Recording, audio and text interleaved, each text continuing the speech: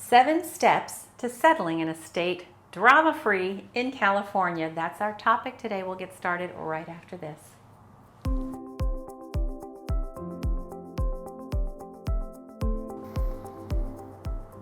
Settling an estate of your loved one, their estate, can be overwhelming, and having a dramatic beneficiary definitely will not help. Here's how to avoid that. When becoming the personal representative of an estate, you've got a lot on your plate. To begin settling an estate as drama-free as possible, you need to go through the deceased's personal belongings, making an inventory of their assets, get the probate started with the probate court, and go through the whole probate process, and also deal with the grief that comes with losing a loved one. So if you add difficult beneficiaries on top of all that, you're looking at a very long, very expensive, and very unpleasant settling an estate process. Hi, I'm Kim Ward. My team and I, we have been helping executors, administrators, and trustees with homes in probate here in beautiful San Diego, California for almost 20 years.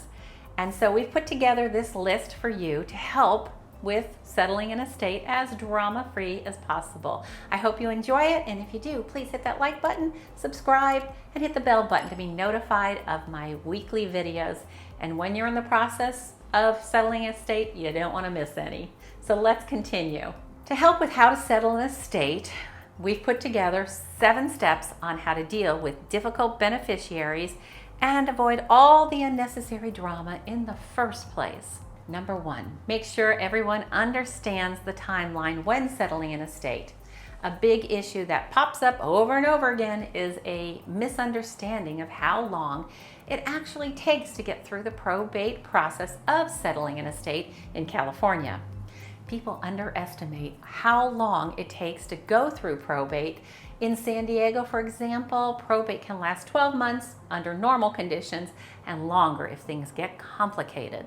Number 2, beneficiaries might think that once the will, if there is one, is submitted and approved, their inheritance will show up in their bank account in no time. It's really important to manage these expectations from the very beginning and make sure everyone understands that it will take many months to a year before the beneficiaries see even a cent of their inheritance, because settling an estate in California is a very slow process. Be upfront and tell any beneficiaries that they should definitely understand that it could be a year before the estate is settled and you can release most of the proceeds to them. Number 3, to keep the settling an estate as drama-free as possible, be transparent and keep everyone informed. You might not think twice about only checking in a couple of times with the beneficiaries before everything is finalized and the estate has been settled. But for beneficiaries, this could read as a huge red flag. Put yourself in their shoes. They have no idea what's going on. They don't know that you're waiting to hear back from the probate court, or that you're stuck in settling an estate bureaucratic nonsense because no one told you that you needed to submit that one form 3 times to 3 different offices. They just feel like the person entrusted with managing their inheritance has gone missing. Last year, my team and I, we helped Rick with his father's estate. Rick had 3 siblings. His youngest sibling, Frank, he was being a bit aggressive about everything, and poor Rick was having to deal with this. So I talked with him about these 7 steps so that he could somewhat get his sibling to remain calm. And when it came time for the Notice of Proposed Action, or NOPA, I have a video here on my channel about that you might want to take a look at. Anyway, the Notice of Proposed Action was about the terms and the timeline and the price that we were selling the father's home for.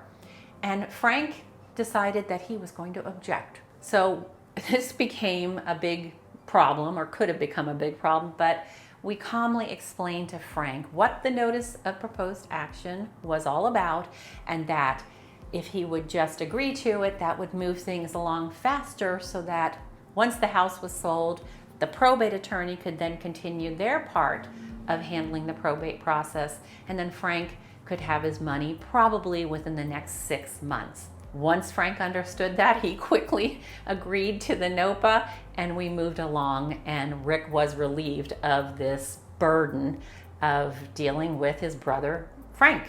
Number 4, being open with beneficiaries and checking in with them as much as you can will lend transparency to an often complicated process and help the beneficiaries to trust you. Tell them if you're encountering obstacles such as delay in selling the loved one's home or other assets. Explain on a very high level how to settle an estate process and the next steps you'll be taking. Beneficiaries will appreciate you letting them in on the process and keeping them informed. Number 5 in the plan to keep things as drama-free as possible is to explain the laws to them. Perhaps it makes total sense to you that you have certain rights and obligations as an executor or an administrator, including the right to liquidate assets and use funds in the estate to pay for bills, or even the executors and administrators are entitled to compensation. Here in San Diego, California, the compensation, it's based on what's called statutory fees. But it's very likely that the beneficiaries don't know this. You'll save yourself and them a lot of headache down the line if you sit them down at the beginning of the settling an estate process and explain to them exactly what you, as an administrator or executor, are entitled to do and why. Number 6, of course, be respectful and compassionate. You may be grieving, and so are they. Perhaps you're trying to pay off debt by selling off some of the estate's items, but a few of the objects may have intense sentimental value for one or more of the beneficiaries. Make sure to check in and ask what items they'd want to keep and what is important to them.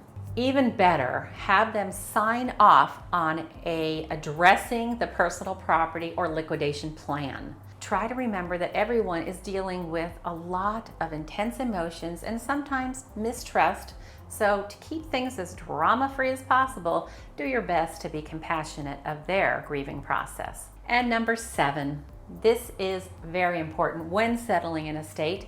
Keep detailed records of everything. It's an awful feeling if a beneficiary loses trust in you and starts questioning your role in settling an estate process. This can be particularly funky if you're getting compensated, and believe me, you deserve to be compensated for your duties through the complicated settling an estate process.